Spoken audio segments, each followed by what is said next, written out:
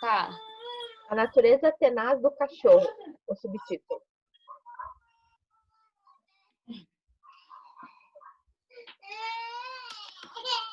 A Cecília tá chorando, ela não vai deixar eu ler. Ah, alguém quer fazer a leitura? Bela.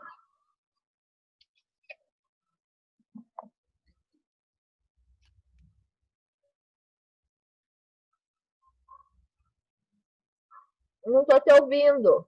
Qual que é a página do PDF? Ai, do PDF, deixa eu ver aqui. No PDF é 93. No PDF? É, 93. 93. Não A tem nada natureza anotado. tenaz do cachorro. Isso. Tá.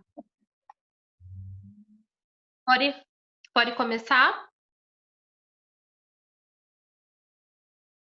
O cãozinho da história demonstra exatamente como funciona a tenacidade psíquica. Os cães são os mágicos do universo. Com sua simples presença, eles transformam o mau humor em sorrisos, as pessoas tristes em pessoas menos tristes. Eles geram relacionamentos, como na antiga epopeia da Babilônia Gilgamesh, na qual Enkidu, o homem-animal peludo, contrabalança Gilgamesh, o rei excessivamente irracional. O cachorro é todo um lado da natureza dualista do homem. Ele é a natureza dos bosques, aquele que sabe rastrear, que sabe porque pressente o que é o quê. O cãozinho gosta das irmãs porque elas o alimentam e sorriem para ele. O feminino místico compreende e aceita prontamente a natureza instintiva do cachorro. Os cães representam, entre outras coisas, aquele ou aquela que ama do fundo do coração com espontaneidade e perseverança, que perdoa sem esforço, que consegue correr muito e lutar, se necessário, até a morte. A natureza do cão fornece pistas corretas de como um pretendente irá conquistar o coração das duas irmãs e a mulher selvagem. Manauí não adivinha os nomes mais uma vez e volta penosamente para casa. No entanto, o cachorrinho volta para a choupana das moças e presta atenção até ouvir os seus nomes. No mundo dos arquétipos, a natureza do cão tanto é psicopômpica, a de um mensageiro entre o mundo exterior e o mundo das trevas, quanto quitoniana, aquela que provém das regiões mais escuras e mais remotas da psique, especificamente do mundo subterrâneo. É essa sensibilidade que o parceiro tenta alcançar para compreender a dualidade. O cão é semelhante ao lobo, só um pouco mais civilizado, embora, como vemos no resto da história, não tanto assim. Esse cãozinho, em sua função psicopômpica, é a psique instintiva. Ele ouve e vê de modo diferente do ser humano. Ele transporta a níveis em que o ego sozinho jamais chegaria a pensar. Ele ouve palavras e instruções que o ego não consegue ouvir, e ele segue o que ouve. Uma vez no Museu de Ciências em São Francisco, entrei num recinto cheio de microfones e alto-falantes que simulavam a capacidade de audição do cachorro. Quando a palmeira balançava ao vento, parecia o dia do Armagedon. Quando se ouviam passadas chegando ao longe, parecia que 1 milhão de saquinhos de flocos de milho estavam sendo esmagados bem no meu ouvido. O mundo do cachorro é cheio de sons cataclísmicos e constantes. Sons que nós, como seres humanos, absolutamente não registramos, mas o cachorrinho registra. O cão ouve fora da caixa de audição humana. Esse aspecto mediúnico da psique instintiva capta pela intuição a atividade profunda, a música profunda e os profundos mistérios da psique humana, feminina. É nessa natureza que tem a capacidade de compreender a natureza selvagem nas mulheres. A sedução furtiva dos apetites. Não é por acaso que homens e mulheres se esforçam para descobrir o lado mais profundo da natureza. E, no entanto, têm sua atenção desviada por inúmeras razões, em sua maioria prazeres de diversos tipos. Alguns tornam-se dependentes dessas preferências e ficam para sempre enredados nela, sem conseguir jamais continuar o seu trabalho. O cãozinho, a princípio, também é distraído pelo apetite. Os apetites são muitas vezes foragidos, pequenos e encantadores, ladrões dedicados ao roubo do tempo e da libido. Do seu tempo e da sua libido Jung observou que é preciso impor algum controle aos apetites humanos. Senão, como podemos ver, iremos parar a cada osso que apareça na estrada, a cada torta esfriando numa tora. Os pretendentes à procura dos nomes das dualidades podem, como o cachorro, perder sua determinação quando são tentados a sair do caminho. Isso pode ocorrer especialmente se eles próprios forem criaturas ferozes ou esfaimadas. Além do mais, eles podem se esquecer do que os motivava a agir. Eles podem ser tentados e atacados por algum aspecto do seu próprio inconsciente, que deseja se impor às mulheres para tirar vantagens, seduzir as mulheres para seu próprio prazer, ou num esforço no sentido de acabar com uma sensação de vazio típica do caçador. No caminho de volta ao dono, o cãozinho é distraído por um osso suculento, e com isso esquece os nomes das jovens. Esse episódio retraía uma ocorrência muito comum no trabalho psíquico profundo. As distrações dos caprichos atrapalham o processo básico. Não se passa um mês em que não ouça de um analisando alguma das seguintes queixas. Bem, desviei minha atenção do trabalho sério porque entrei numa fase de grande excitação sexual que levou 7 dias para ser controlada. Porque resolvi que essa semana era a época exata para dar uma podadinha em todas as minhas 500 plantas ornamentais. Ou ainda porque entrei em 7 novas iniciativas criativas. Adorei o que estava fazendo e depois concluí que nenhuma delas realmente ia dar em nada, e joguei tudo pro alto. Como se pode ver, o osso da estrada está à espera de todas nós. Ele tem aquele cheiro forte e apetitoso que um cachorro dificilmente ignoraria. Na pior das hipóteses, é provável que ele seja uma dependência preferida. Alguma que já nos custou muito e que continua custando. No entanto, mesmo que já tenhamos fracassado repetidas vezes, precisamos tentar de novo, até que consigamos passar por ela e prosseguir o nosso trabalho principal. O trabalho profundo é muito parecido com a excitação sexual. Ele começa do nada, vai se acelerando em platôs e atinge um estágio uniforme e intenso. Se os platôs forem interrompidos abruptamente, imaginemos um ruído forte e inesperado. Teremos de começar tudo de novo. Existe uma tensão de excitação semelhante no trabalho com a camada arquetípica da psique. Se a tensão for interrompida, é preciso que se comece praticamente do nada. Portanto, há muitos ossos na estrada. Ossos suculentos, belos, interessantes, irresistivelmente atraentes. De algum modo, porém, eles fazem com que soframos de uma espécie de amnésia, com que nos esqueçamos não só de onde estávamos no nosso trabalho, mas também do que o trabalho tratava para começar. Recomendo ao Corão, sereis chamados a prestar contas de todos os prazeres permitidos na vida, de que não tiverdes usufruído durante vossa estada na terra. Não obstante, o prazer em excesso, ou mesmo em quantidade ínfima na hora errada, pode provocar uma enorme perda de conscientização. Nesse caso, em vez de um grande afluxo de sabedoria, vagueamos por aí como um professor distraído resmungando. E agora, onde é que eu estava mesmo? Semanas, às vezes meses, são necessárias para que nos recuperemos dessas distrações. Na história, o cachorro volta correndo até a choupana das irmãs e ouve novamente os seus nomes e sai a toda velocidade mais uma vez. Esse cão tem um instinto certo para tentar e insistir em tentar. No entanto, ai ai, lá está a torta de laranjas que o distrai e ele mais uma vez esquece os nomes. Um outro aspecto do apetite dominou a criatura e voltou a afastá-lo da sua tarefa. Embora sua pança esteja satisfeita, o trabalho da alma não foi cumprido. Começamos a compreender que esse processo de nos mantermos conscientes, e em especial de não ceder a apetites perturbadores enquanto tentamos realizar a conexão psíquica, é longo e que é difícil manter a fidelidade a ele. Vemos o astuto cãozinho dando o máximo de si, e mesmo assim é longo o caminho desde o inconsciente profundo dos arquétipos até a mente consciente. É demorado o mergulho até os nomes lá no fundo e demorada a volta até a superfície. Manter o conhecimento do consciente é difícil quando há armadilhas ao longo do caminho.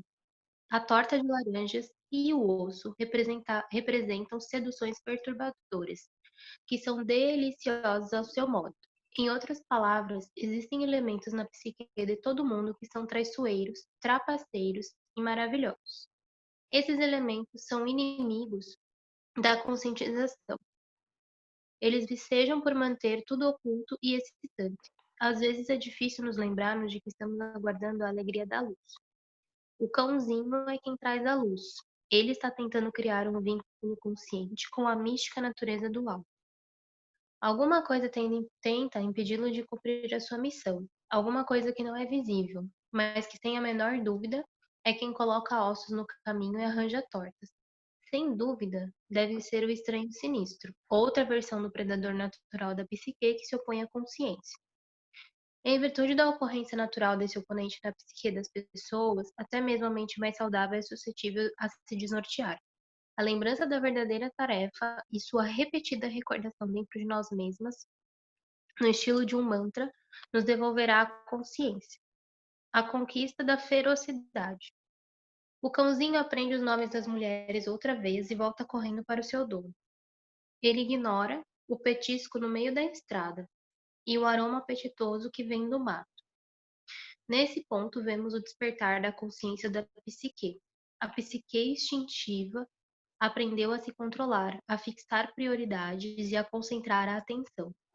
Ela se recusa a ser distraída, agora está determinada.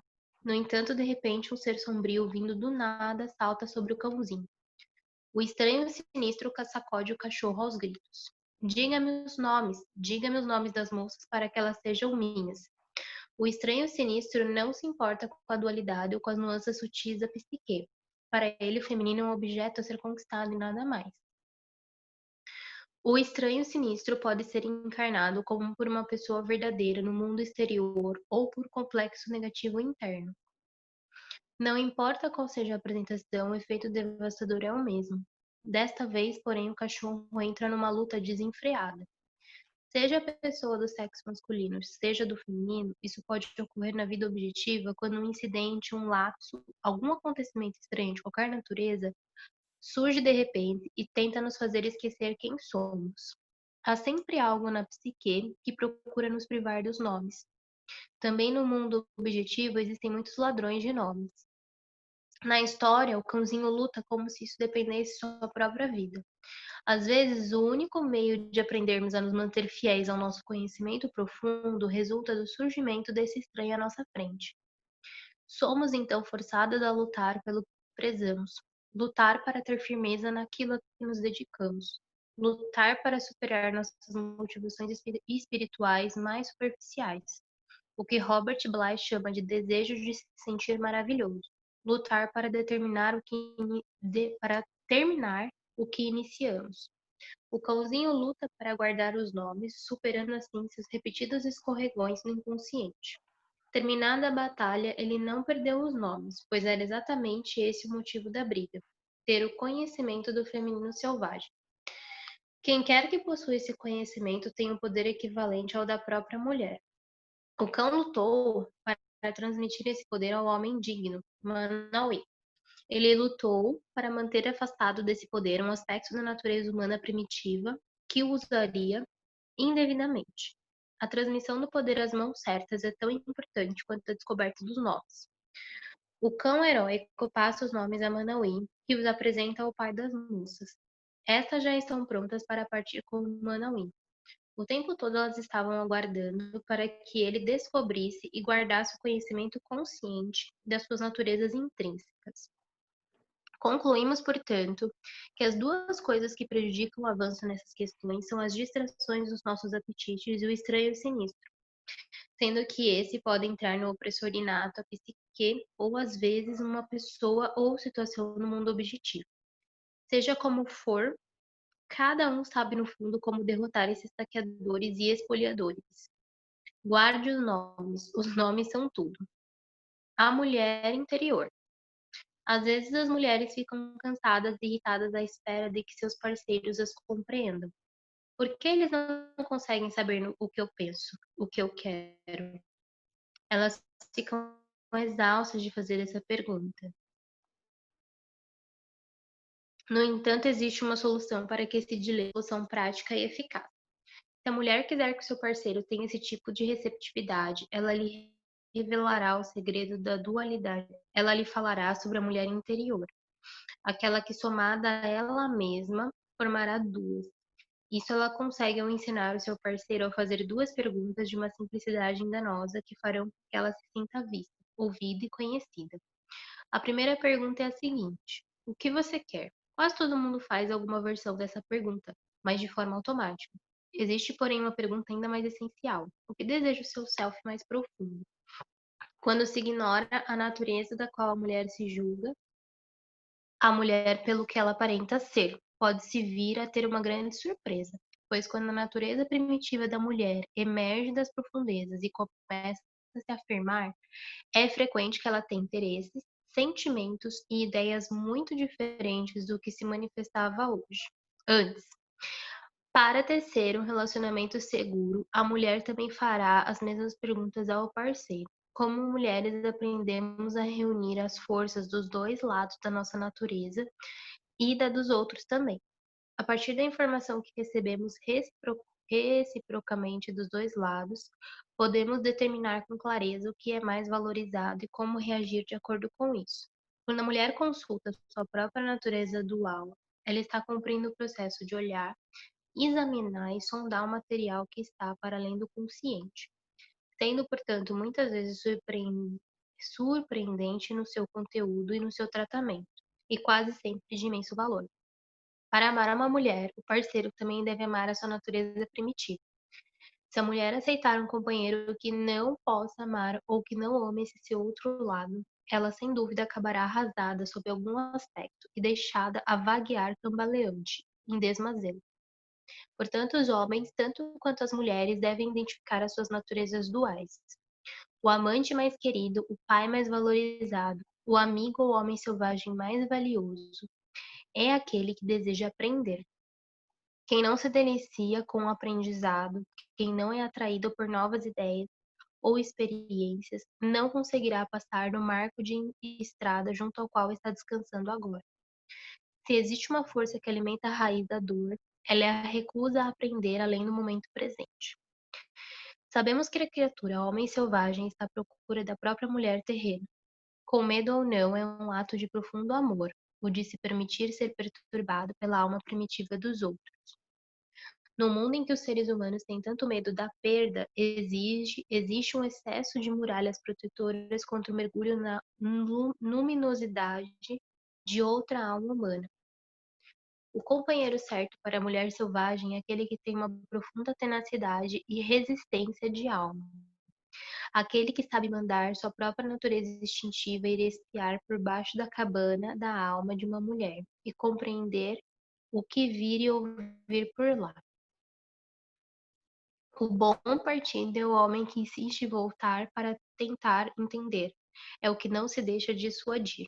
Portanto, a tarefa primitiva do homem consiste em descobrir os nomes verdadeiros da mulher, não em usar indevidamente esse conhecimento para ganhar controle sobre ela, mas sim captar e compreender a substância luminosa do que ela é feita, para deixar que ela o inunde, o surpreenda, o espante e até mesmo o assuste. Também para ficar com ela, para entoar seus nomes para ela. Com isso, os olhos dela brilharão, e os dele também. No entanto, para que não descansemos antes da hora, há ainda um outro aspecto da identificação da dualidade. Um aspecto ainda mais apavorante, porém essencial a todos os amantes. Enquanto um lado da natureza dual da mulher pode ser chamado de vida, a irmã gêmea da vida é uma força chamada morte. A força chamada morte é uma das bifurcações magnéticas do lado selvagem. Se aprendemos a identificar as dualidades, acabaremos dando de cara com uma caveira descarnada da natureza da morte. Dizem que só os heróis conseguem suportar a visão. O homem selvagem, sem dúvida, consegue. A mulher selvagem, sem menor sombra de dúvida, consegue. Na realidade, eles são inteiramente transformados pela visão. Por isso, apresento-lhes agora a mulher esqueleto. Capítulo 5.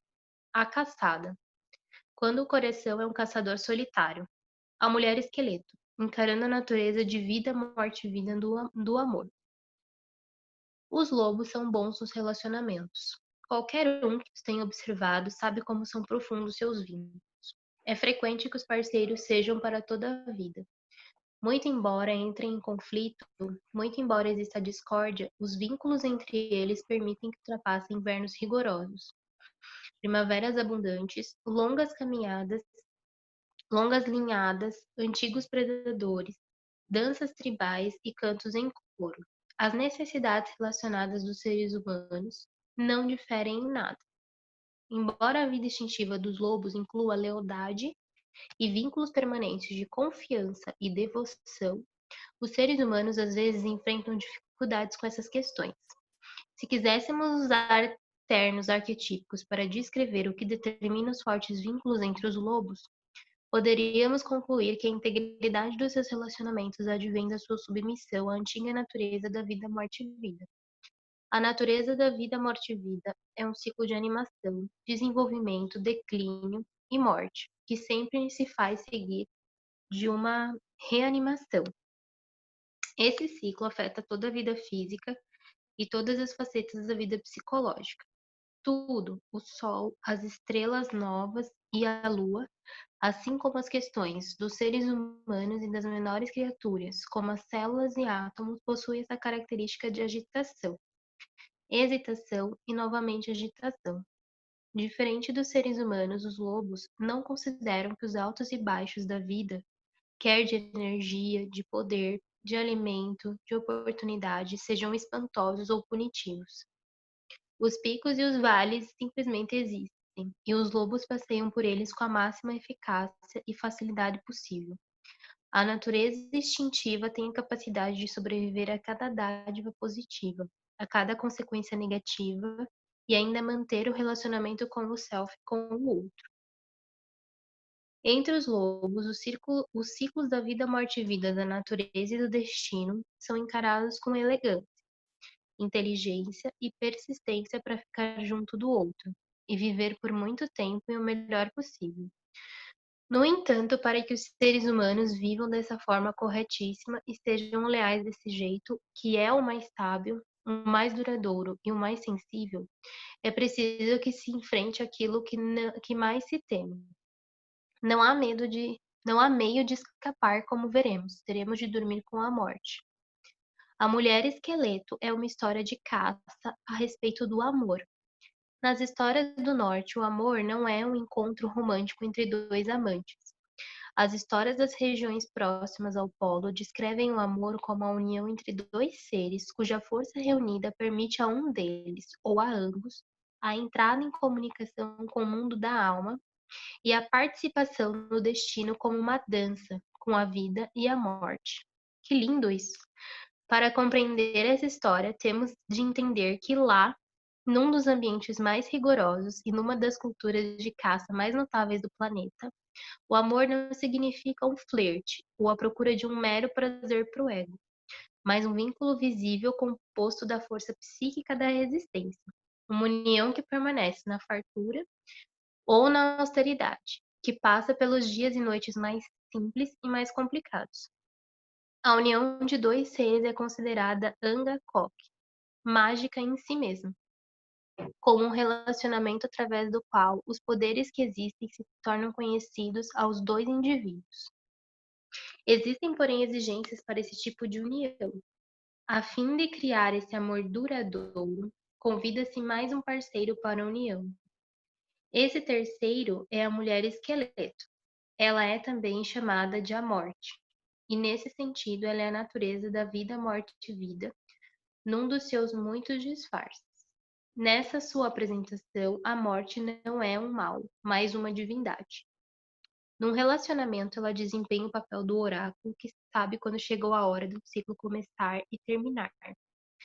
Nessa qualidade, ela é o aspecto selvático do relacionamento, aquele do qual os homens têm mais pavor, e às vezes as mulheres, pois quando se perdeu a fé na transformação, os ciclos naturais de progresso e de desgaste também são temidos. Para que se crie um amor duradouro, a mulher esqueleto precisa ser aceita no relacionamento e abraçada pelos dois amantes. Aqui nessa antiga história do povo Inuit estão os estágios psíquicos para o domínio desse abraço.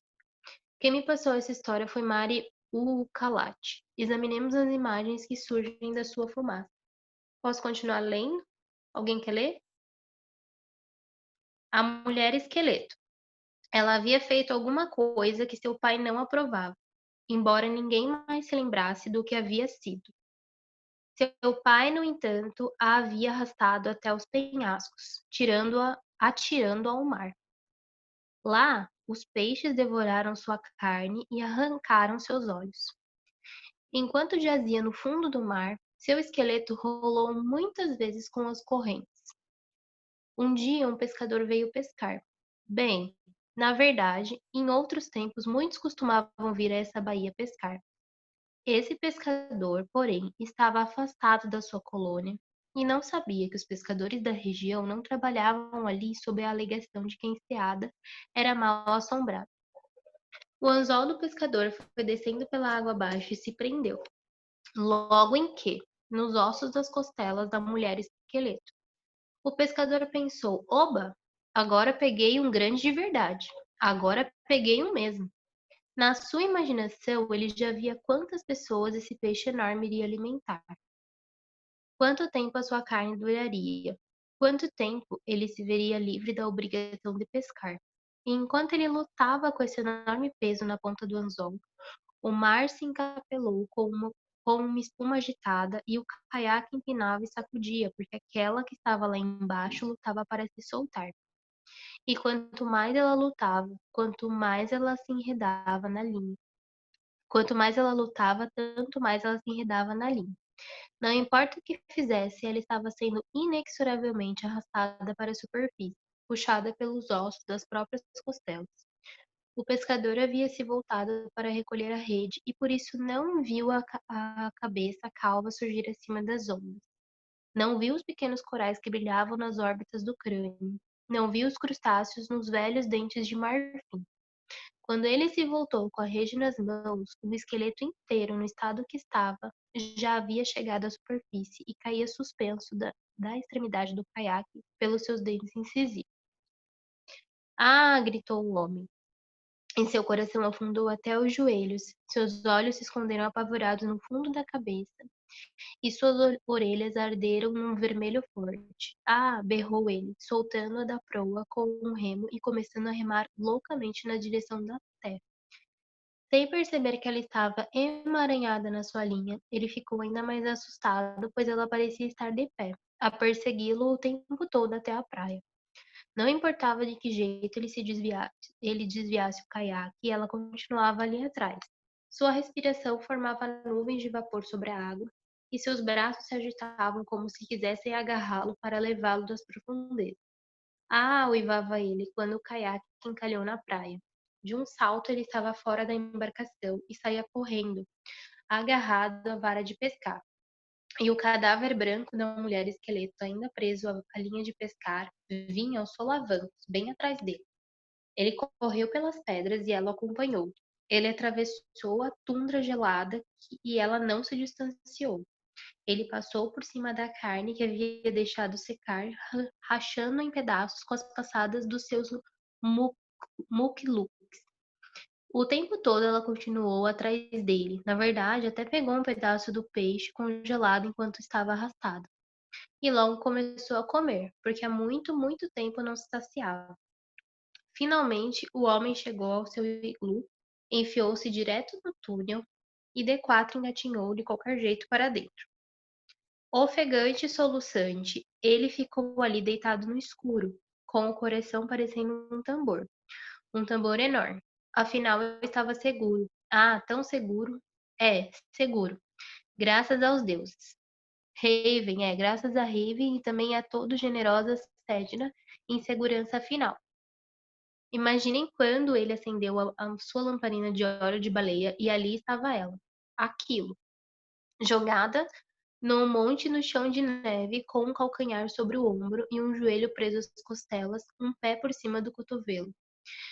Mais tarde, ele não saberia dizer o que realmente aconteceu. Talvez a luz tivesse suavizado as suas feições. Talvez fosse o fato de ele ser um homem solitário. Mas sua respiração ganhou um quê de delicadeza. Bem devagar, ele estendeu as mãos encardidas e, falando baixinho, como a mãe fala com o filho, começou a soltá-la da linha de pescar. Ele primeiro soltou os dedos dos pés, depois os tornozelos. Trabalhou sem parar noite adentro até cobri-la de peles para aquecê-la, já que os ossos da mulher esqueleto eram iguaizinhos aos de um ser humano. Ele procurou uma pederneira na baía de couro e usou um pouco do próprio cabelo para acender mais um foguinho.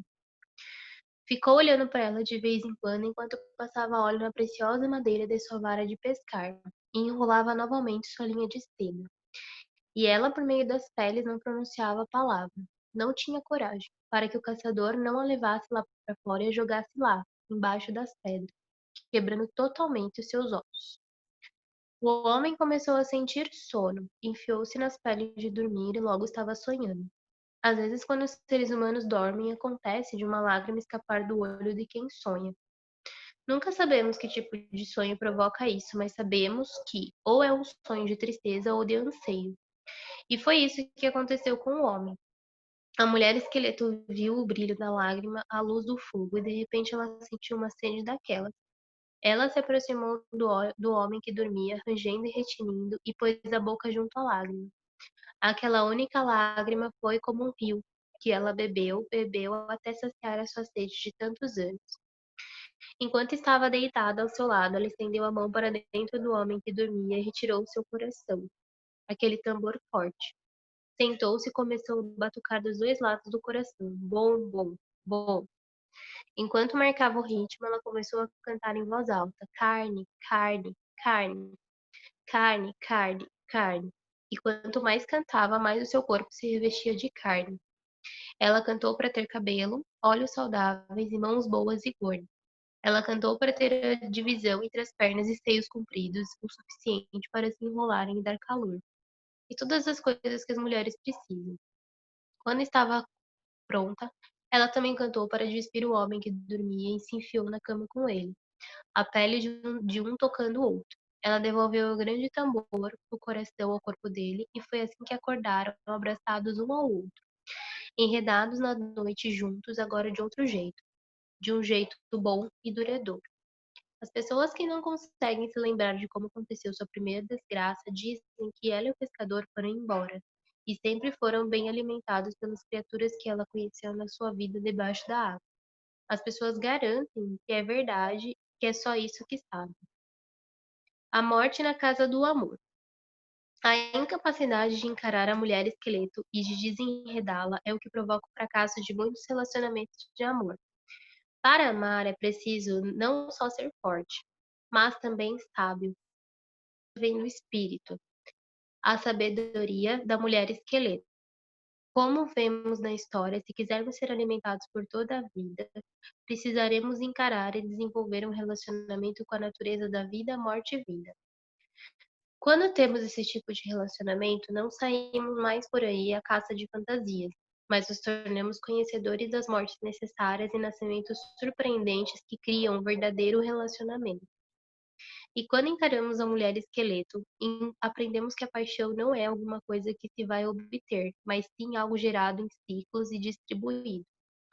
É a mulher esqueleto que demonstra que uma vida compartilhada, nos fluxos e refluxos, em todos os finais e reinícios, é o que cria um inigualável amor de devoção. Essa história é uma imagem adequada para o problema do amor moderno, o medo da natureza da vida, morte e vida, em especial do aspecto morte. Em grande parte da cultura ocidental, o personagem original da natureza da morte foi encoberto por vários dogmas e doutrinas, até o ponto em que se separou de vez da sua outra metade, a vida. Fomos ensinados equivocadamente a aceitar a forma mutilada de um dos aspectos mais básicos e profundos da natureza selvagem. Aprendemos que a morte é sempre acompanhada de mais morte. Isso simplesmente não é verdade. A morte está sempre no processo de incubar uma vida nova, mesmo quando a nossa existência foi retalhada até os ossos. Em vez de considerar os arquétipos da morte e da vida como opostos, devemos encará-los juntos, o lado esquerdo e o direito de um único pensamento. É fato que dentro de um único relacionamento amoroso existem muitos finais. Mesmo assim, de algum modo, em algum ponto nas delicadas camadas do ser criado, quando duas pessoas se amam, existe um coração e um alento. Enquanto um lado do coração se esvazia, o outro se enche. Quando uma respiração termina, a outra se inicia. Se acreditarmos que a força da vida, morte e vida não tem mais nenhum papel depois da morte, não é de se estranhar que alguns seres humanos tenham pavor do compromisso. Eles têm um medo horrível de passar por um final que seja. Não conseguem suportar a ideia de passar da varanda para os aposentos do interior da casa. Têm medo porque pressentem que lá na copa da casa do amor está sentada a morte, batendo um dedo do pé do chão, dobrando e redobrando as suas luvas. Diante dela está uma lista de tarefas. De um lado os que estão vivendo, do outro os que estão morrendo. Ela pretende terminar o seu trabalho e está determinada a manter o equilíbrio. O arquétipo da força da vida, morte e vida é extremamente mal compreendido em muitas criaturas modernas. Algumas não entendem mais que a morte é carinhosa e que a vida se renovará com o seu auxílio. Em muitos folclores, ela recebe uma atenção sensacionalista. Diz-se que carrega uma grande foice para ceifar a vida dos que nada suspeitam, que beija suas vítimas e deixa cadáveres espalhados por onde passa, ou que ela os afoga e fica uivando noite adentro. Em outras culturas, porém, como a do leste da Índia e na cultura maia, que tem maior cuidado com o ensino sobre a roda da vida e da morte, a morte abraça os que já estão morrendo, abrandando a sua dor e proporcionando alívio. Disse que ela vira o bebê do útero para a posição de cabeça para baixo, a fim de que ele possa nascer. Disse que ela guia das mãos da parteira que abre o caminho para o leite dos seios maternos, e que ainda consola quem quer que esteja chorando sozinho. Em vez de criticá-la, quem a conhece em seu ciclo completo respeita sua generosidade e as suas lições. Em termos arquetípicos, a natureza da vida, morte e vida é um componente básico da natureza instintiva. Esse componente aparece em todas as mitologias e no folclore do mundo, como a Dama del Muerte, a morte, Coatlic, Hel, Bersha, Kuan Yin, Baba Yaga, Dama de Branco, a misericordiosa Belladonna, e como um grupo de mulheres chamadas pelos gregos de Racing, as Damas Cinzentas. Desde a Banshee em sua carruagem feita de nuvens à noite até La Llorona, a mulher que chora junto ao rio, desde o anjo sombrio que afaga os seres humanos, com a ponta de uma asa, fazendo com que caiam em êxtase, até o fogo fato que aparece quando a morte é iminente. As histórias estão repletas de remanescentes de antigas encarnações da deusa da vida, morte e vida. Grande parte do nosso conhecimento da natureza da vida, morte e vida é contaminada pelo nosso medo da morte. Portanto, a nossa capacidade para acompanhar os ciclos da natureza da vida, morte e vida é muito frágil. Essas forças não fazem nada a nós. Elas não são ladrões que nos roubam aquilo que prezamos. Essa natureza não é um motorista irresponsável que destrói o que valorizamos e foge em alta velocidade. Não, não. As forças da vida, morte e vida fazem parte da nossa própria natureza, como uma autoridade interna que sabe os passos, que conhece a dança da vida e da morte. Ela é composta pelas partes de nós mesmas que sabem quando algo pode e deve nascer e quando deve morrer. Trata-se de um mestre profundo, se ao menos aprendermos o seu ritmo. Rosário Castellanos, poeta e mística mexicana, escreve acerca da entrega às forças que governam a vida e a morte. Dá-me la muerte que me falta, dá-me a morte que preciso. Os poetas compreendem que não há nada de valor sem a morte. Sem a morte não há lições. Sem a morte não há o fundo escuro contra o qual o diamante cintila. Enquanto eles são iniciados, não têm medo da morte. A cultura muitas vezes nos incita a jogar a mulher esqueleto pelo penhasco abaixo, não só por ela ser apavorante, mas também porque demora muito para aprendermos a lidar com ela. O mundo desalmado estimula cada vez maior rapidez na procura desenfreada daquele único filamento que parece ser aquele que arderá imediatamente e para sempre. No entanto, o milagre que estamos procurando leva tempo. O tempo para encontrá-lo e o tempo para trazê-lo à vida. A busca moderna pela máquina do movimento perpétuo equivale à busca de uma máquina de amor perpétuo. Não surpreende que as pessoas que tentam amar fiquem confusas e atormentadas, e que, como na história dos sapatinhos vermelhos de Hans Christian Andersen, dancem loucamente, incapazes de parar com a agitação frenética, e passem rodopiando direto pelas coisas que no fundo do coração elas mais prezam. Existe, porém, outra maneira melhor que leva em consideração as fraquezas, medos e singularidades do ser humano. E como ocorre com tanta frequência nos círculos da individuação, a maioria de nós simplesmente se depara com ela por acaso.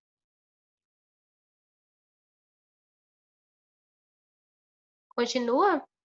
Acho que tá bom até aí, Bela. Obrigada pela leitura. Linda, né, essa história, adoro ela. Ai, Essa foi uma das histórias que eu externalizei muito, sabe? Eu vi muito o meu relacionamento nessa história, sabe? Daí deu um depois, quentinho no coração essa história. é muito Esse bonita. capítulo deu uma mexida aqui.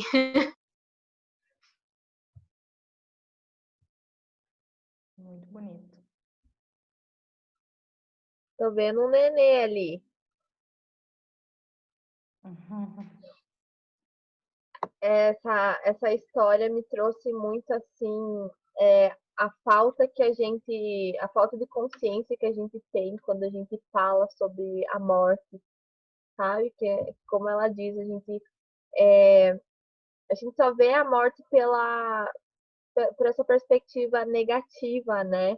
Acho que nós aqui no Ocidente a gente não sabe lidar com isso, né? A gente sempre, como ela coloca ali, a gente sempre coloca a morte como a vilã, né?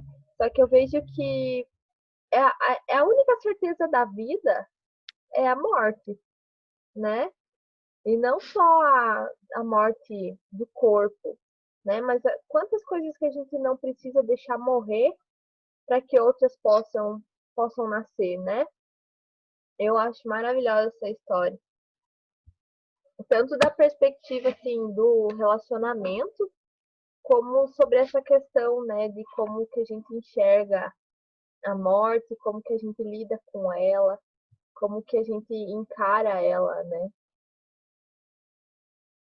O que achou, Bela? Gostou, né? Só Olha, pela carinha dela. nossa, eu amei essa parte. Porque tem coisas assim que é tão bonito, né? Essa coisa que a gente às vezes a gente ainda acredita em relacionamentos saudáveis. Então, assim, é muito bonito quando a gente vê e a gente lê e internaliza, sabe? Para realmente descobrir o que é essa parte do amor saudável, e quantas vezes a gente precisa morrer durante a vida e assim a gente vai se lapidando, amadurecendo, assim. E mesmo numa relação, né? Acredito eu que você às vezes você passa por vários momentos e você vai morrendo e você renasce e não tem que ter medo, né? Porque às vezes você vê que às vezes ele fica com medo, quer fugir, no final é uma fase que precisa passar, tipo uma reciclagem, assim, que a bem falar muito da vida, morte e vida, né? Então, assim, e é sempre para melhor, né? Pelo que dá a entender aqui. E o quanto que a gente às vezes não, assim, nas relações no geral, às vezes você tá passando por uma fase meio que de morte para depois você renascer e tem gente que acolhe, tem gente que não acolhe, tem gente que assusta, tem gente que É, foge. Então, assim, né? Cada pessoa reage de um jeito né? Eu achei muito, muito bonito. Teve uma parte que eu achei muito bonita também, deixa eu pegar aqui, que era na página 96. Eu até li anotar, mas agora, deixa eu ver.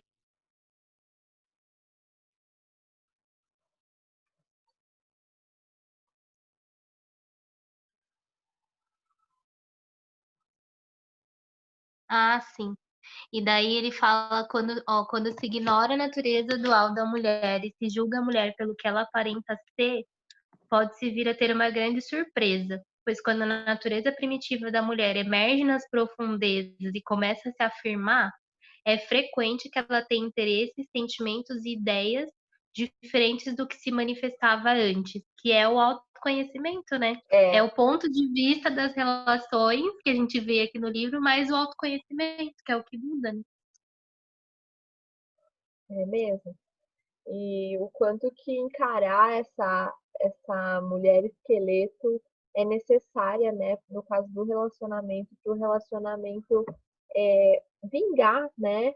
Porque, como ela fala, às vezes você assusta ou você corre, mas você precisa encarar. Ou se você quiser ver ela ali só bonitinha, uma hora ela vai aparecer, você vai se assustar. Então é melhor você encarar desde o começo, né? Fazer esse trabalho que ele faz de desemaranhar a rede dela, né? Eu acho assim muito. Nossa, gente, eu fico pensando na primeira vez que eu li essa história, eu chorei tanto, porque foi como se eu visse o Gustavo fazendo isso comigo, sabe? Eu era meio menina ainda, né? Então, tipo, o meu relacionamento com o Gustavo é assim, o meu primeiro relacionamento sério, sabe? Não tive um outro, um namorado antes do Gustavo e foi assim, não foi muito relevante, sabe? Mas e aí eu vejo ele fazendo esse trabalho comigo, porque, gente, quando eu comecei a namorar com ele, assim, foi uma época bem turbulenta da minha vida, sabe? E eu vejo que ele já enxergou essa mulher esqueleto em mim, sabe? Porque, nossa, eu chorava muito, gente, eu reclamava muito. Toda aquela minha fase de vítima, o Gustavo que me apoiou e que me deu suporte, sabe? Então, eu vejo muito, eu tenho até dificuldade de ver isso internamente, porque meio que conta o meu relacionamento, sabe? E Mas acho que o amor é isso, né? Assim, você ter compaixão. Eu acho que, pra mim, no meu ponto de vista, dentre as coisas que eu já vivi em amizade, em relações, eu acho que o mais difícil, uma das coisas mais difíceis é isso, você ter compaixão para você acolher as sombras do outro, você acolher o momento que a pessoa está passando, você acolher as fragilidades mesmo do outro, e você ter essa capacidade de você compreender, você enxergar na pessoa o lado sombra, mas você também enxergar que o lado luz é muito é, maior, sabe? Eu acho que isso é muito, muito, muito complicado das pessoas terem isso nas relações hoje, assim. é verdade, é o que ela fala, né? O problema do relacionamento moderno é esse, que as pessoas têm medo de encarar esse lado destrutivo, né? E acho que não é suficiente, né? A gente anseia por mais, a gente não se contenta ali só com aquele. Claro, é divertido, beleza, é divertido, mas a gente sempre tá na busca por alguma coisa a mais. Pelo menos comigo era assim, sabe? Por mais que eu saísse para me divertir, para fazer, né, aquela farra, mas eu chegava em casa e eu sentia alguma coisa faltando, sabe? Gente, desculpa se eu não estou conseguindo trazer esses elementos todos para dentro de uma psique, sabe? Porque é muito engraçado. Muito engraçado como é que esse livro fala comigo.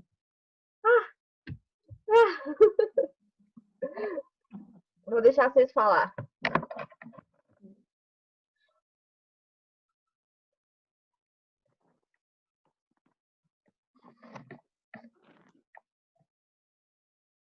É a primeira vez que eu tô lendo com vocês, né?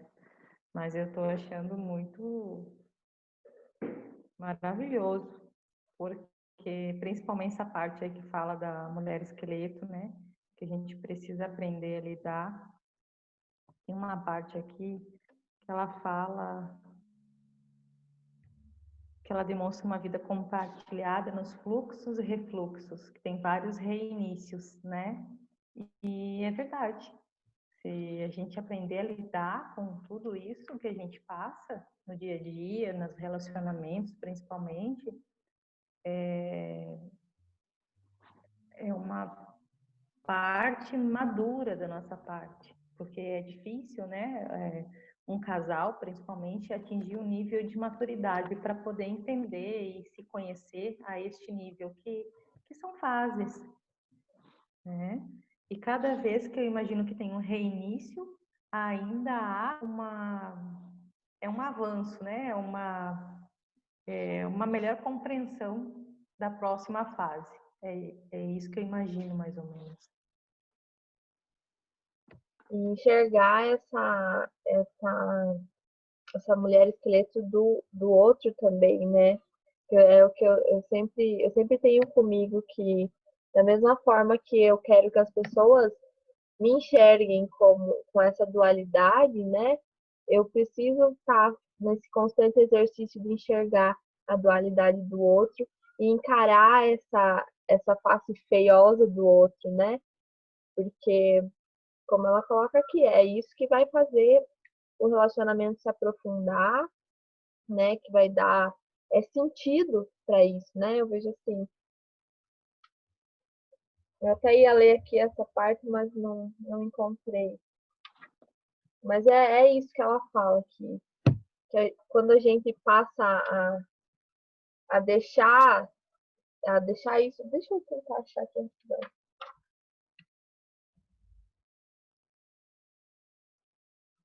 É uma compreensão, né, Isa?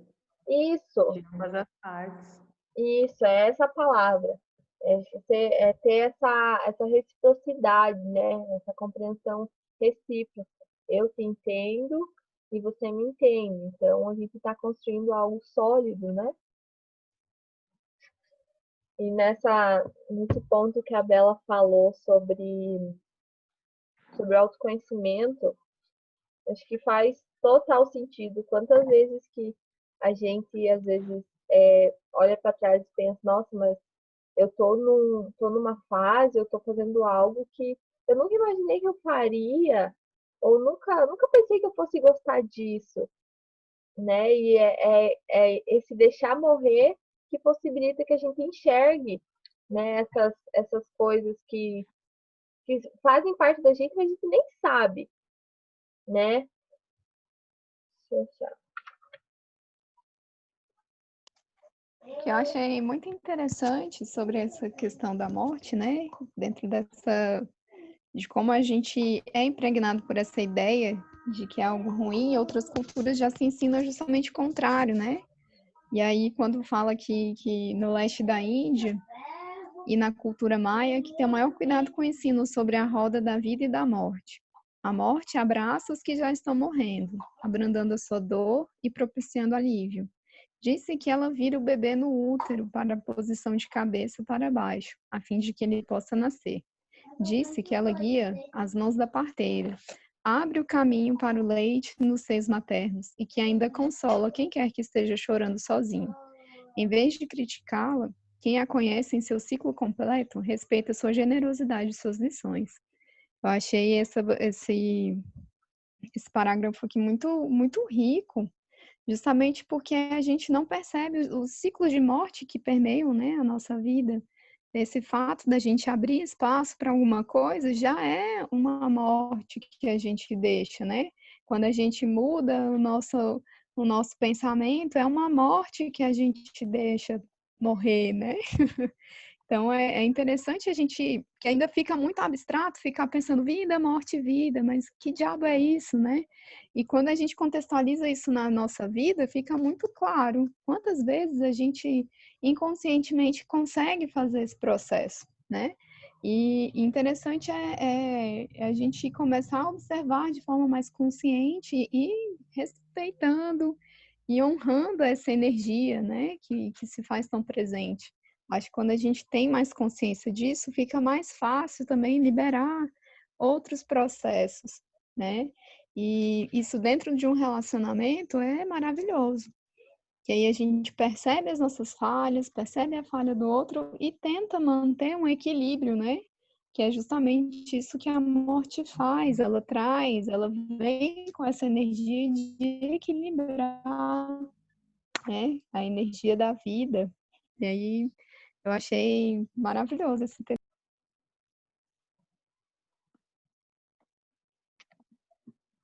Acho que deixa eu ter o Lá no microfone. finalzinho também, Ai. ela ainda fala, né, que elas não são ladrões que nos roubam. aquilo que prezamos, né? Essa natureza não é um motorista irresponsável que destrói tudo que valorizamos, né? E foge. É uma coisa super... Todos esses processos são responsáveis, né? Eles são naturais. Não é algo assim que a gente tem que se apegar tanto a uma ideia, a algum sentimento, ao nosso ego. Acho que a maioria das vezes a gente não deixa que a morte aconteça, né, nos nossos processos, é justamente por isso que você falou, por apego, né? Meu, como é que eu vou viver sem isso? Ou sem, né? A gente não se permite olhar além, né? Então, acho que a gente deixa morrer, né? Qualquer coisa, o máximo que vai acontecer é você ir buscar isso novamente, coisa que dificilmente acontece, né? Muito interessante esse capítulo, eu adoro ele. Outra coisa que nessa linha que a Erika estava falando, sobre não ver, né, passar a tentar enxergar a vida e a morte não como coisas opostas, né? Achei isso muito interessante, né? Que às vezes a gente tem, às vezes não, a gente tem, né? Com toda essa carga, né, dessa cultura judaico-cristã, a gente aprende que depois da morte não tem mais nada, né? Depois da morte acabou. Não sei qual que é né, se vocês acreditam em vida, vida depois da morte, ou sei lá, como é que o Espiritismo traz, ou não é renascimento que fala. Reencarnação. Reencarnação, né? Eu tenho lá as minhas dúvidas, nem vou entrar nesse quesito, mas eu achei muito interessante porque a gente tem né, a força da vida e da morte como muito oposto. Tipo, são coisas que não casam. A minha mãe sempre falava, a minha mãe fala, ai, não fica vendo essas notícias sobre morte, não, isso aí traz mau agouro, né? Não, claro, coisa violenta não traz coisa boa, né? Mas, tipo, essa coisa de não querer encarar a morte, resumidamente. É isso, né? Tipo, você passa ali pelo luto, depois não se fala mais disso, né? Acho que a única coisa que a gente se permite passar é pelo luto, mas a gente não fala sobre a morte, a gente não compreende ela. Eu sinto muita falta disso, sabe? De tentar entender isso como parte, né, do ciclo da vida. Como eu falei no começo, eu acho que a única certeza que a gente tem na vida é a morte, né? Então, por que a gente não vê isso de uma forma diferente, como ela traz ali, né? Que outras culturas trazem essa visão mais, eu acho que até mais certa, né? Porque não faz sentido você negar algo que é natural, né? Isso tanto na vida, né, por aí, como nos nossos processos, né? É tão natural, por que não? Não precisa de apego. Isso pode morrer, alguma coisa pode morrer, mas vem algo bom disso, né? Acho muito lindo essa história. Tanto que essa é a primeira fase, né? É, É a fase da negação, que alguém passa por isso, como vamos supor, uma família, uma perda, uma morte, e aí vem a fase da negação, e só depois vem a fase do luto, e só depois vem a fase da aceitação. E isso já se passaram tempo até se compreender isso. Se a gente já pode compreender desde agora, mudando, estudando, né? Isso está muito atrelado também à nossa cultura, né? O que a com gente certeza. aprende nas religiões, como tu falou, né? Dependente da crença, nas religiões se fala, mesmo quem acredita em reencarnação, no espiritismo, ou quem é católico, enfim, mesmo assim, se tem ainda uma restrição com isso, diferentemente do que a Erika leu ali sobre a Índia, foi a Índia, né? Acho Isso, que é. que eles tratam de uma forma diferente. E Não, até e até aqui também, né, no México, e as pessoas celebram quando alguém morre, né? É É o verdade. processo de libertação do corpo, né? Ele cumpriu o seu papel de vida E é visto isso como uma fonte de celebração, né? E aqui a gente é incentivada a chorar, a sofrer, a apegar, né? Essa ideia do apego, enquanto em outras culturas é visto como uma libertação do ser, né? De cumprimento de missão. E mesmo não trazendo isso para esse quesito religioso, mas a gente pode usar dessa energia também para essas mortes que a gente traz no dia a dia, né? Que é um momento de celebração, quando a gente deixa alguma coisa para trás, a gente não pensar com esse apego, e sim como cumprir o seu papel, foi o melhor que eu pude fazer, e agora eu estou pronta para renascer e fazer diferente, né? Então é interessante a gente valorizar a morte em si. Eu gosto muito de assistir animações, principalmente do Tim Burton, que ele é todo esquisitão. E aí ele mostra muito essa visão da morte, né? Com que a morte não é o fim. Não sei se vocês já assistiram Noiva Cadáver, um filme já um pouco mais Sim, antigo. nossa, muito E minha infância. maravilhoso, porque durante a vida encarnada, né? Vamos dizer assim, todo mundo é aquele coisa sem graça, o povo mal-humorado, e já ao lado da parte da morte é onde existe mais vida, né? Então é muito interessante a gente ver essas dualidades de formas opostas, né? Que a morte também é renascimento, né? Eu adoro esses filmes, a gente assiste muitas coisas nesse sentido aqui. Legal. Legal, muito legal.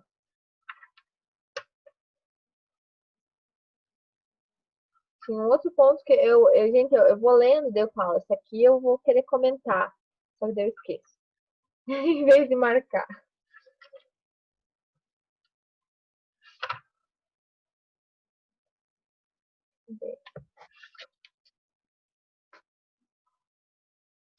Uma outra coisa que eu achei interessante, mas ainda lá no outro capítulo, enquanto a Isa procura aí, eu achei muito legal quando vai falar dos ossos da estrada, né? Lá do cachorro, das distrações, né? E que conforme a gente vai se distraindo, a gente também vai aprendendo sobre aquilo, né? E aí há muitos ossos na estrada, ossos suculentos, belos, interessantes e irresistivelmente atraentes. De algum modo, porém, eles fazem com que soframos uma espécie de amnésia, com que nos esqueçamos não só de onde estávamos no nosso trabalho, mas também do que estávamos, mas também do que o trabalho tratava para começar. Eu achei muito interessante isso, né? Dentro dos nossos devaneios, né? A gente tem tanto isso, não sei se vocês percebem. Você tem ali algo para poder fazer, e aí existem várias tentações, né, no nosso caminho que nos distraem, né? E aí eu achei muito bacana, falando que conforme a gente vai aprendendo sobre isso daí também, a gente consegue dizer não para algumas coisas, né? Mesmo que por vezes demore um pouco a voltar aquilo, você consegue bloquear, né? Então, quando a gente está bem afinado assim, com as nossas intuições, os nossos instintos, as coisas podem fluir muito melhor, né? Eu achei muito legal. E aí depois a gente consegue superar essas armadilhas, né? Aí mais lá para frente ele fala desse estranho sinistro também que eu achei muito interessante, né? Quantos estranhos sinistros a gente não se pega diariamente, né? Aí eu achei essa questão do cachorro muito legal. A Marisa tinha me perguntado, né, na última roda, o que significava a, a simbologia do cachorro, né? Eu achei aqui aquela parte que eu estava procurando, que é sobre aquilo que a gente já vinha falando outras rodas, sobre permitir que os nossos parceiros, tanto o parceiro como quem está perto de nós, a, a mostrar essa simplicidade, a mostrar esse lado mais sombrio. Que ela fala assim: se a mulher quiser que seu parceiro tenha esse tipo de receptividade, ela lhe revelará o segredo da dualidade da mulher. Ela lhe falará sobre a mulher interior, aquela que somada a ela mesma formará duas. Isso ela consegue ao ensinar o seu parceiro a fazer duas perguntas. Enfim, é isso. E a gente precisa mostrar, a gente não pode se privar de mostrar porque eu vou assustar ele. Não pode pensar assim, pelo amor de Deus. Porque senão a gente vai Ou então enviar um sinal, né, Isa? É, Mas eu enviei um sinal, como você não eu dei uma entendeu? indireta, eu marquei ele no post lá no Facebook. Gente, indireta não funciona, gente, pelo amor de Deus. Eu vejo esses casais, às vezes, sabe, se dando indireta no Facebook. Gente, para e conversa, pelo amor de Deus, dialoga, né? Não tem por que você ficar soltando, né, migalhinhas e esperar que a pessoa entenda tudo. Vai lá, conversa com ela, conversa com ele. Coitado. Até Tem que ser porque cada aqueles um tá no seu joguinhos, né, que processo. faz. É, Ah, eu vou Não- fazer um joguinho aqui. Ah, eu vou. é, Gente, pra mim mas é é tipo assim, manipulação. Não tem. quando eu tinha 20 anos, agora já não tem mais esse tipo de jogo, né? Não leva a lugar Então, né? nenhum. A gente, além da gente estar se negando, né, negando esse aspecto tão importante de nós, a gente não está permitindo que o outro encare isso e que esse relacionamento seja elevado ao patamar do amor, né? Como ele diz ali, que amor para os povos lá de mais de cima não é só sobre flerte, né? É uma coisa mais íntima, é uma coisa assim de elevação de consciência mesmo, né? E acho que essa parte aqui, né, ó, para ter um relacionamento seguro, a mulher também fará as mesmas perguntas para o parceiro, né? O que estava falando é uma troca, né? É uma compreensão mútua. E isso precisa acontecer. Só que não acontece se a gente ficar, né, mostrando só a nossa face boazinha demais pro parceiro, né? Daí você vai chegar uma hora que você não vai mais se conter, você vai mostrar, ele vai se assustar, vai sair correndo. Então, acho que nada mais justo, tanto para nós quanto para eles, mostrar, né, essa mulher esqueleto, né, e deixar que ele lide com ela, né, da mesma forma que nós vamos estar lidando com o esqueleto dele, né? Muito deliciosa essa história. Mas essa compreensão do livro, né, dessa leitura, isso é importante, porque tem muitas mulheres e até mulheres mais maduras que criam seus filhos, e eu conheço algumas que criaram seus filhos homens fazendo essa linguagem. E no entendimento ou na ignorância de não saber, ela estava fazendo o certo. E eles, sem saber como lidar, porque a mãe falava entre linhas e eles tinham que adivinhar. E aí, neste período, eu estou falando de um fato ocorrido, como é que eu posso dizer assim? Há muitas mágoas por falta de comunicação, de compreensão, entendimento. É mesmo. Isso casa muito com o que a Doris leu pra gente semana passada, né? Lá da comunicação não violenta, né? Não sei se vocês se recordam. Casa muito com o que a gente está falando agora também, né? Tanto naquele dia quanto hoje, né? Se a gente não falar abertamente não é o que você quer, né? Mas o que o seu self ele deseja, né? Qual é o desejo profundo, né? Se a gente ficar assim, eu já falei, mas não sei o quê. E a gente fica nessa superficialidade, né? A gente não se torna vulnerável. Eu acho que o grande medo, o medo da nossa geração é justamente esse, é de se mostrar vulnerável. Você tem que colocar aquela máscara e ser ela o tempo todo, nada diferente daquilo, né? Quando você começa a mostrar o que tem fora, isso apavora, né? Isso nos aprisiona de nós mesmos, de nos aprofundarmos em nós, em relacionamentos verdadeiros, né? os relacionamentos não necessariamente só com um parceiro, né? Mas também os relacionamentos familiares, os relacionamentos de amigos com os filhos. Quantas vezes a gente não mostra só essa máscara, né? Então, a gente tem que ser a gente mesmo. Não adianta. Cadê a Doris? Doris tá com a câmera. Ela tá com o nenê hoje, né? Ah, Eu acho que ela tá aqui, com- gente. Tô só escutando. Hoje eu tô de ouvinte. Ah, tá.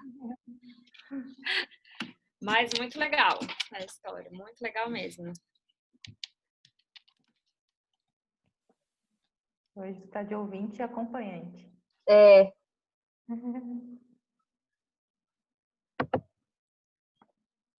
faltou a Marisa, né? É, e faz falta mesmo. Faz, fica tudo tão, sei lá, Faltando uma parte da cabeça aqui. mas que nada. Espero que amanhã ela possa comparecer. Mas acho que então por hoje é isso, né? Achei linda essa história. Como a Erika falou lá no grupo da oficina hoje, que a gente sai da roda e isso reverbera assim pela semana inteira, sabe? Quantas vezes assim durante a semana que eu tenho insight, sabe? Eu tenho assim uns estalos tipo, olha, isso eu preciso levar, compartilhar lá na roda, isso seria legal de tratar lá na roda, ou as nossas conversas aqui me ajudam a lidar com coisas que acontecem durante, né, o decorrer dos dias. Eu não sei como é que eu vivi assim, 6 anos. Mas Eu isso é adoro essa maravilhoso. troca. Eu vim correndo também. Eu pensei assim, ai, eu vou me atrasar, mas não vai dar tempo. Mas pelo menos para a conclusão eu tenho que chegar. Ah, mas é Sim, igual eu. Desde as 9 horas da manhã, gente. Meu bumbum já não aguenta mais ficar sentado. mas Mas eu sinto muita falta da roda. como, Doris? Eu sinto muita falta da roda. Ah, sim, também. Não vivo bem. Chega sexta-feira, eu já começo a ficar angustiada, assim, vai demorar. Mas isso é muito É bom. bem. Mas então é isso por hoje. Amanhã a gente se reúne de novo e vamos tentar, né, levar isso para o nosso dia a dia, né?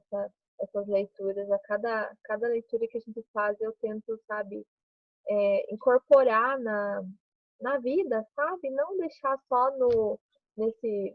no intelectual, sabe?